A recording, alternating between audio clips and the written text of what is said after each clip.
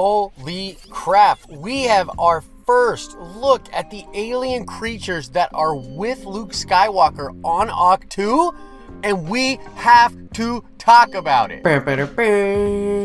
What is up, YouTube? It's Josh. This is the Den of Nerds. Real quick, guys, I just want to say I absolutely love doing this. I love what I do. I love interacting with you guys, bringing you the news, injecting my opinion, speculating, doing all of that. And I want to bring one small point up to you guys to try to explain why we're just a little bit different here at the Den of Nerds. Yesterday, it broke that Entertainment Weekly had a ton of new photos from The Last Jedi. That broke in the morning, and a ton of different news outlets ran with that as a story. Here's the thing. Those pictures don't tell us anything. That's not a story.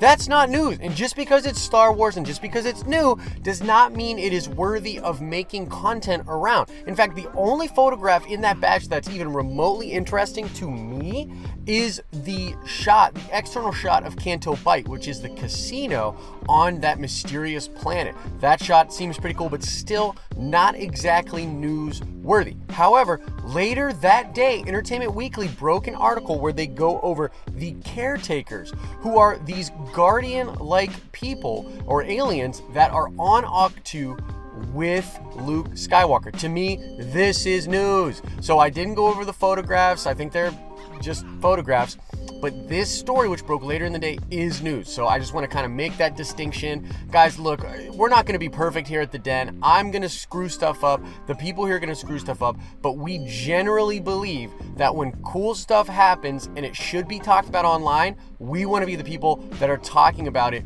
with you guys. So that's just like kind of from my head where we're at right now. Anyways, let's get into breaking this down. Now, ever since Star Wars Celebration in Orlando, where Rian Johnson said there are alien guardians or caretakers on the island with Luke Skywalker, my interest has been super piqued. I mean, it's super fascinating that he has been in self-exile on Ahch-To. This whole process for him as a character, that he's sitting here on this backwater planet while he knows all of these different things are going on in the galaxy, is interesting. His character is incredibly changed, and I've been very curious about the company he's been keeping on Ahch-To. If this is indeed where the first Jedi Temple ever was, then it has to be a place stooped with the Force, with strong connections to the Force and strong connections to the actual purpose that the Force serves in the galaxy. And I think that kind of a truth and a revelation is where we are heading in the story. So we got our first official look at these creatures, and I'm super impressed. I love to look at these things. I'm putting them up on the screen for you right now. There are these lizard fish-like aliens, and Ryan says a couple of different things in the Entertainment Weekly article. He says, first of all, they are kind of these fish bird type aliens who live on the island. They've been there for thousands of years, and they essentially keep up the structures on the island. That's pretty interesting. He goes on to say they're all female, and I wanted them to feel like a remote sort of little nunnery. Very, very cool. So they're like little nuns. Now he goes on to kind of explain that they're nuns / Spartan-like. They're essentially just devoted to whatever their task is on Ahch-To.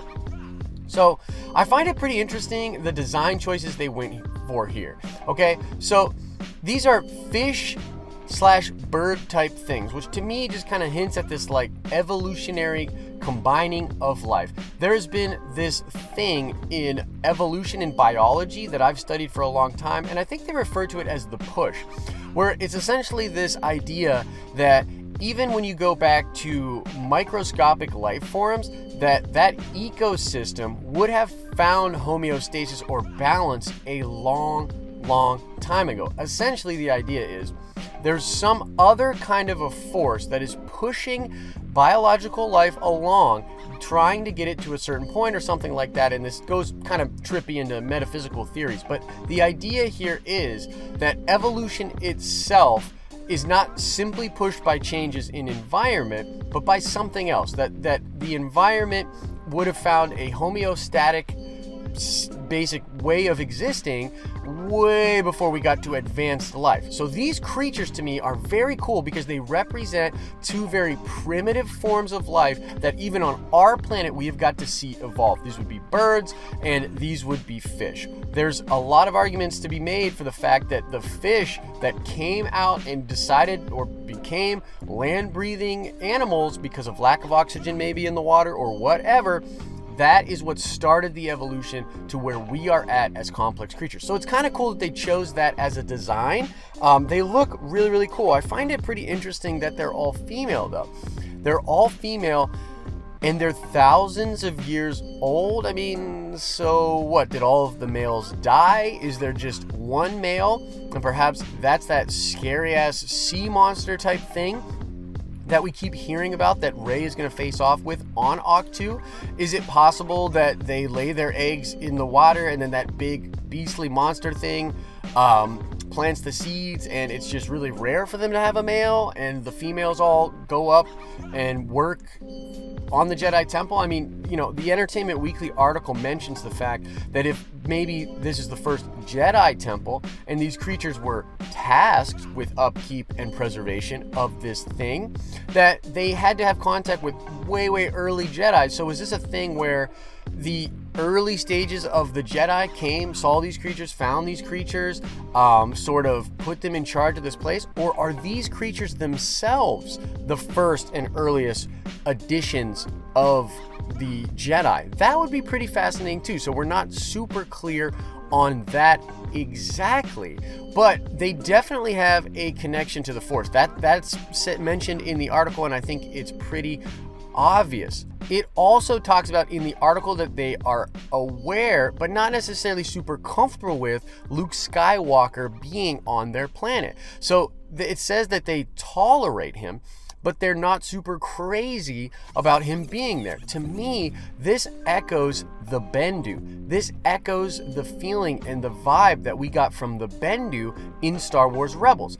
Remember when he says to Kanan Jarrus, your presence here is like a violent storm? The Bendu is all about gray. The Bendu is all about the Force, not manipulated, not through dogma, just the Force as it is. And if you go way too far out on one side, whether it be light or whether it be dark, the Bendu has a problem with it. So to me, when I read in the article that they tolerate Luke Skywalker's presence there, but they're not super happy about it, I think that is because he has been so dedicated to light side and so against the dark side. He is a representative of the problem with the way that organic beings are interpreting the lessons of the Force. I think we're going back to basics. This is something you hear me talk about a lot when I cover Star Wars and the Last Jedi stuff.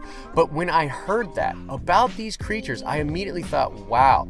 So Luke is probably here on the ancient Jedi Temple, figuring out the actual version of the teachings of the Force that are pure to the Jedi Code. They're not dogmatic and they're ancient. This is why he's got the Journal of the Wills. He's talking about, gray and the time for the Jedi to end and all sorts of things like that. But even still, as he comes to learn that, as he's on the planet, they still don't like him there. And I think that is the whole crux of this thing. He's trying to be this passive monk-like guy. He's living among all of these non-monk-like aliens, and he's really trying. And Rey shows up and she's like, there's this big conflict. You're the good guy. You need to come back and be the good guy. And he's so beaten down and so hurt by Kylo's betrayal that now he's on this planet saying no, I need to do nothing. That's what I need to do.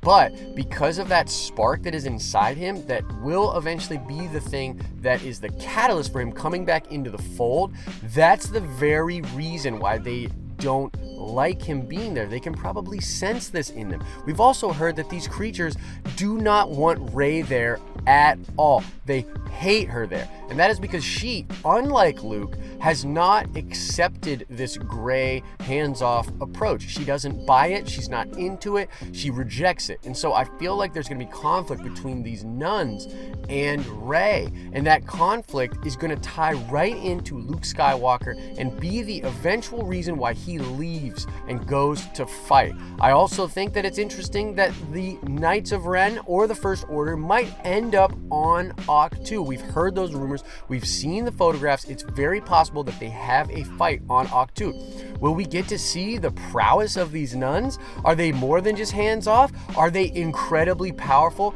Do they kick everybody off the planet? I would love it if instead of like that conflict being resolved between the Knights of Ren and Luke and Rey, for these nuns to get out there and be like, all right, nope, your lightsaber's off, all your weapons are gone, get out of here. And they sort of kick everybody off their lawn, so to speak. That would be amazing. And then they all have to leave. That would be super cool and show this really weird shamantic side to the Force that is probably super powerful. But those are essentially all of my thoughts. I love the image of these caretakers. I think they're super cool. We, of course, also have the Progs on this planet, but they don't really speak and they're not an active role, so I didn't necessarily cover them. But let me know if you want me to do a Progs video. I guess I could do a Progs video, but I don't really think they have much to do with the fabric of the story that we are going to get in The Last Jedi. So let me know in the comment section your thoughts about these characters, your thoughts about Luke Skywalker, The Last Jedi. What do you think's happening here? I would love to talk to you guys about this. And there's going to be a ton of more Star Wars content coming at you here on the Den of Nerds as we get closer to The Last Jedi. So subscribe to the channel so that you don't miss any of it. As I always say, I hope you are having an awesome and nerdy day. See ya!